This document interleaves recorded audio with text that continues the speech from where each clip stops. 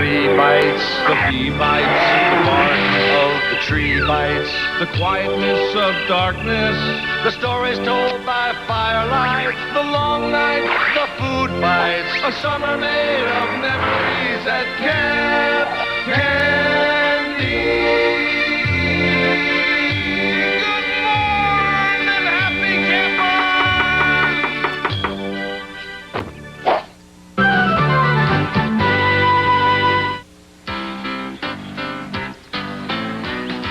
Today we're going to learn the fine art of canoeing. Sean, watch out! What's wrong? Whoa! Remember, a canoe is extremely light and tips over very easily, so you must be very careful getting into one. Ow!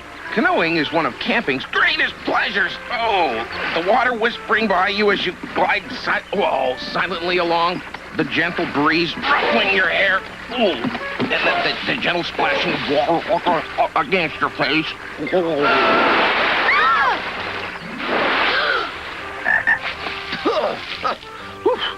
While we're enjoying the canoe ride, let me tell you another story about water. It all started the day little Binky volunteered to water our vegetable garden. This hose must be busted. A big hose, that's what I need. I want to make those vegetables grow. No way I'll eat them, though. Huh? Gotcha. Whoa! At that very moment, I was busy catching up on, world events.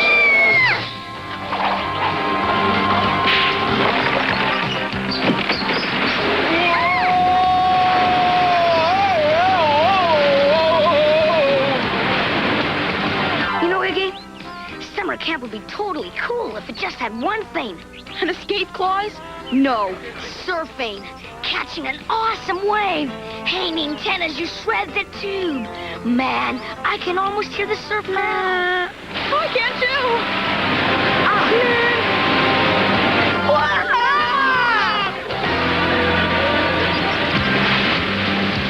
too. Way to go, Iggy. Tubuloso moves, dude. Me? Tubuloso? Can you believe it? I'm a totally tubular surfing dude. Cowabunga!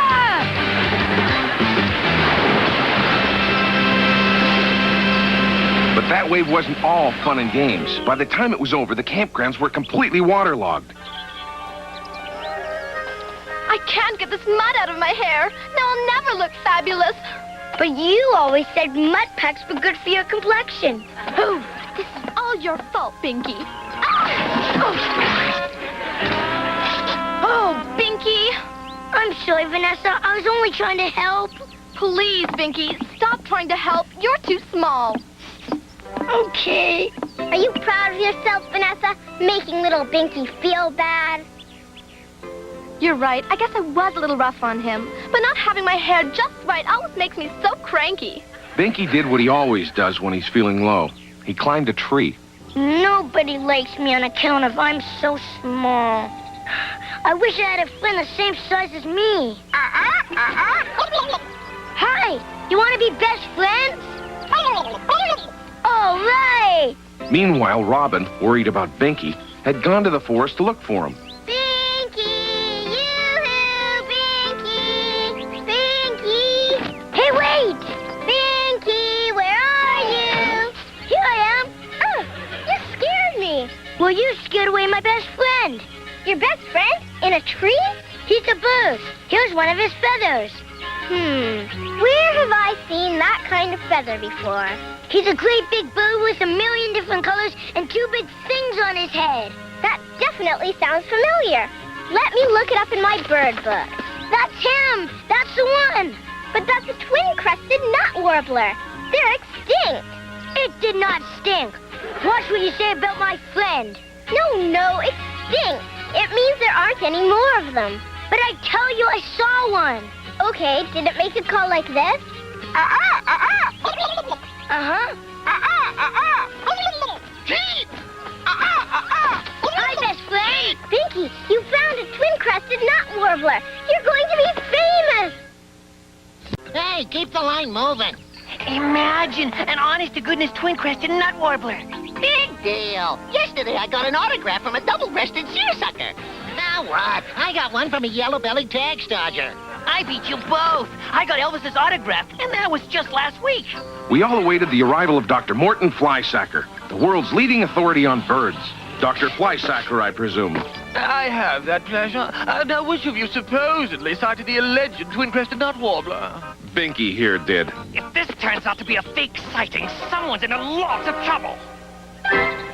Meanwhile, the news of the twin-crested nut warbler had reached Rex DeForest. If they find this bird, they'll declare these woods a sanctuary, and I'll never be able to build my condos here. That's why we have to find it first. Yeah, how's that bird call go again, boss? Like so.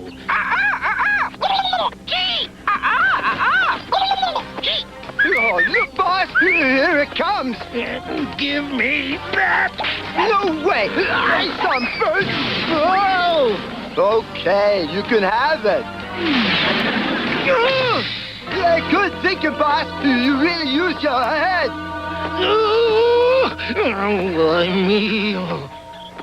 It was already dark, so we decided to search for the twin-crested nut warbler the following morning. It was one of the longest nights of my life. Dr. Flysacker not only looked like a bird, he slept like a bird, too. But then I came up with a perfect solution. Sleep tight, Dr. Flysacker. Hey! The only good part was that Rex DeForest was spending a sleepless night, too. Hey! Hey! Come back here, you feathered freak! Freak! Oh, gotcha! Oh, whoopsie. Sorry, boss. Just why did I ever hire anyone as stupid as you? Let me guess, because I'm the only one who will put up with your withering insults and devastating put-downs? Oh, close enough.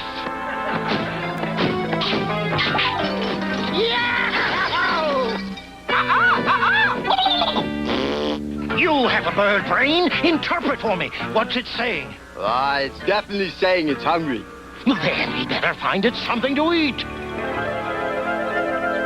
On reading the birdwatcher's manual, Rex discovered that the nut warbler only eats a species of blisterberry that grows on the north side of Sneaker Peak. Hurry up! I can't hold this thing much longer. Almost done, boss. Just one more berry.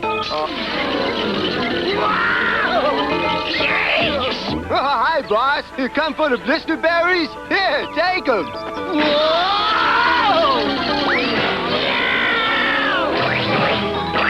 Boy, I hope the warbler likes blisterberry juice. Meanwhile, the girls came up with their own idea. They dressed Binky in a twin-crested nut warbler costume that they'd made themselves. Let's hope this lures that nut warbler back to that tree. It better fool Dr. Flysacker. Well, if it doesn't work, ask Lynx to look good for the prison photos. Okay, Binky. Now let me hear that bird call again. Here goes. Well, how was it? I'd better put on more makeup for those pictures. Okay, Binky. Here's the spot where you saw the bird. Well, aren't we there yet? Any minute now, Dr. Flysacker. It's them. Quick, Binky. Up in the tree. Well, we're here. This is the tree where the bird was spotted. Well, I'd better spot it again, for your sake. It's my friend. He came out to see me. It's the nut warbler. It answered my call. And it came from this tree. See that? I told you my campers don't lie. Never mind that. Help boost me up. Of course. Up you go. Come on. Robin, what are you doing here? We've got to stop him. That's Binky up there, dressed up like a bird. Binky? In a bird costume? We're trying to lure the warbler back to where he first saw it. I gotta get up there. There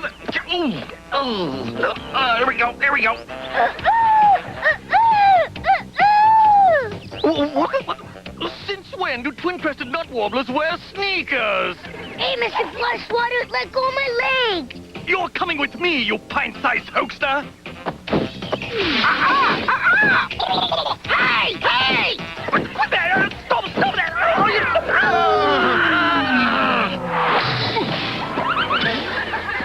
It really is a nut warbler. It's not extinct after all. Oh, what a glorious moment in ornithological history. And best of all, that makes this forest a protected sanctuary. Right, and Rex DeForest can't build anything on it.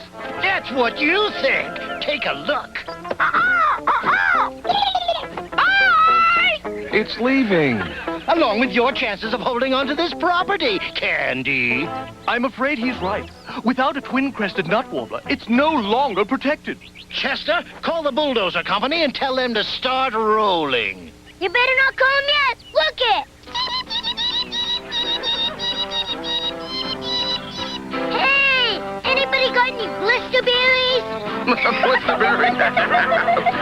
You want blisterberry? That's a good one.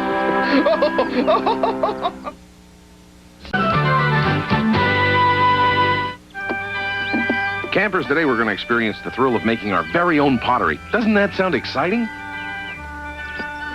This is called a potter's wheel. First, we get it spinning like this. There you go. There you go. Then we plop on a glob of clay like this. And oh boy, here we go. And you form it into a hollow shape. This is known as throwing a pot. There, you see the way I'm putting my hand? Whoa! Looks more like the pot threw you. I just did that to show you how exciting pottery can be. And speaking of excitement, let me tell you a little story. It all started in the Gimiguchi Woods, where I was teaching the campers about wilderness survival. All right, we've set up camp in the deep woods. Now let's imagine it's night, and the forest is filled with ferocious, hungry animals. I've got a better idea. Let's imagine I'm back at the lodge playing video games, which I will be. Iggy, there's nothing to be frightened of. By setting this snare next to the campfire, you can relax and get a good night's sleep. I could do the same thing by just fainting. How come we always have to hop? Why can't we just walk like normal animals? Because we're rabbits, that's why. And rabbits are supposed to hop. We're also supposed to twitch our noses like this. But why? Because people think it's cute. Cute! Don't ever use that word. I hate cute. This is what I think of cute. Oh, I better keep him away from those Easter jelly beans. All that sugar is making him hyper. There we go. I pity the ferocious beast that tries to sneak up on us now. What a doofus. That thing couldn't catch a butterfly. Well, what do you expect? He's only a human. Look at the bunny rabbits. Yes, Robin, they're very cute. Now we cover it very gently. This trap has a hair trigger. Ouch! Whoa! It was triggered by a hair, all right. Actually, John kind of deserved that. Don't panic, John. I'll cut you down. No, Alex, don't. I landed in a patch of thorns, but luckily Nurse Molly was there to look after me with her gentle, healing hands.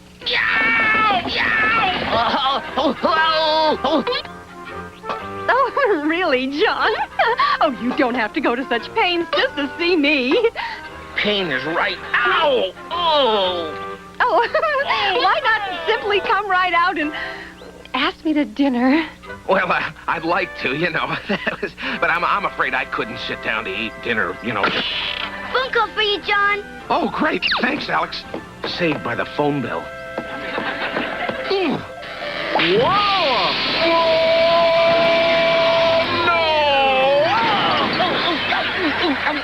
Hello? Yes, this is Head Counselor Candy. This is the county safety inspector. I've had a report that your place is full of safety hazards. Camp Candy? Safety hazards? That's right. I'll be coming by to inspect it later today. By all means, sir. I'm sure you'll find it meets the highest safety standards. Oh! But little did I know that someone was listening in on every word I said. You mean Rex DeForest the third, that fruity guy who's always trying to tear down Camp Candy and put up a bunch of condominiums and parking lots in its place? That's amazing. How did you know?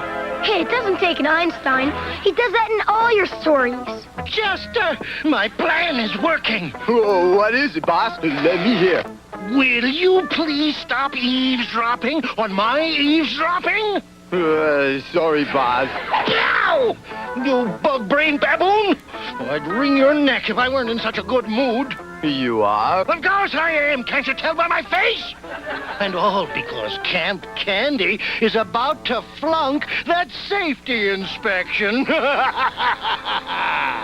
The safety inspector would be arriving in a few hours, so I put the girls to work clearing all of Robin's animals off her bunk. As for Iggy and Binky, I assigned them the easiest job I could find, clearing the rocks from the shores of Lake Cacciatore. Oh, this place is no summer camp. It's more like a prison chain gang. I think it's fun. I like carrying rocks. That's because you're only 40 years old. You haven't discovered self-pity yet. Hey, let's play pirate. Yo-ho-ho and a bottle of root beer.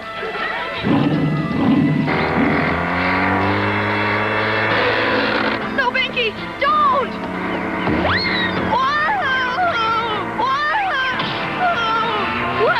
Yo-ho! Shut it off! Poor Iggy and Binky. It looked like they were up the Cacciatore Creek without a paddle. When we left Iggy and Binky, they were zooming across the waters of Lake Cacciatore in an out-of-control motorboat.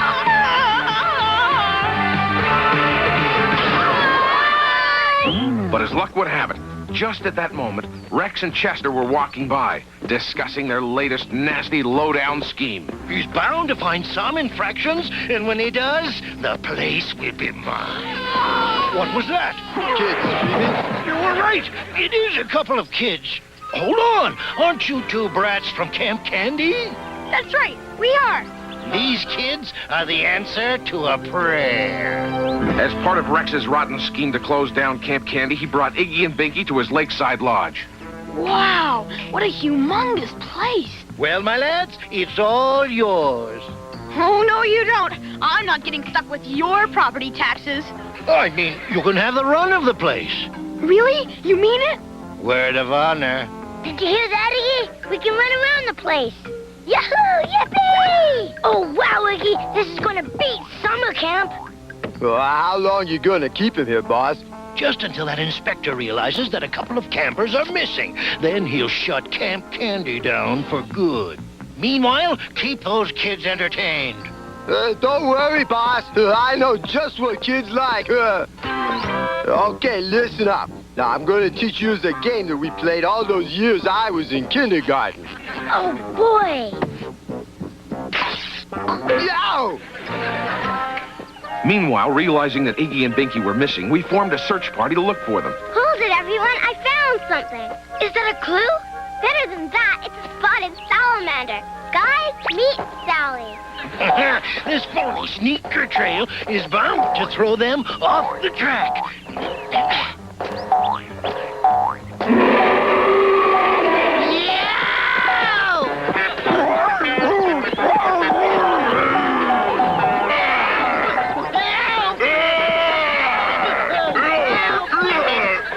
Meanwhile, little Binky was having a really swinging time in Rex's lodge. Yippee!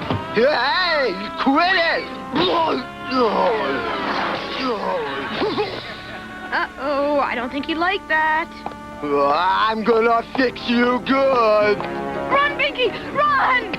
Whoa, whoa, whoa! Why,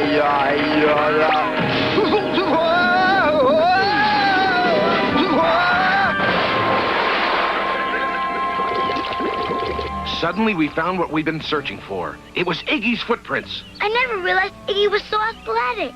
Oh, John, I'm so glad I found you. The safety inspector was waiting back at the camp. Well, let's go back and get him. We'll need all the tracking help we can get. Oh, but when he finds out Iggy and Binky are missing, he's certain to close the camp. Oh, that doesn't matter, Nurse Molly. The important thing is to find them. What's going on here? Boss, am I glad to see you? I don't think I could bear it another minute. No, stop! Don't ever mention the word bear. My precious lodge. And all my upscale possessions. Oh, they're totally ruined. Kids today, they got no respect for personal property. Get these two out of my sight. Good. We hate this place. Right. We want to go back to Camp Candy. At least there's lots of kid stuff to do there. You heard them? Get them out of here. Go, go, go! Yep, it appears that some of your campers are missing. Well, you see what happened was... Let's see, names are... Eggy and Binky. That's right, Iggy and... Who said that? We did. Oh, what happened, children? Where were you? It's a long story, Nurse Molly. We're both safe and sound and glad to be back. Thanks to the use of your strong back and weak mind, Chester. Well, in that case, all present and accounted for. Congratulations, your camp has passed the inspection. Yay! If only the whole world ran as smoothly as Camp Candy. Well, I do try to keep things running smoothly. I guess that's just the kind of guy I am. You know what I mean.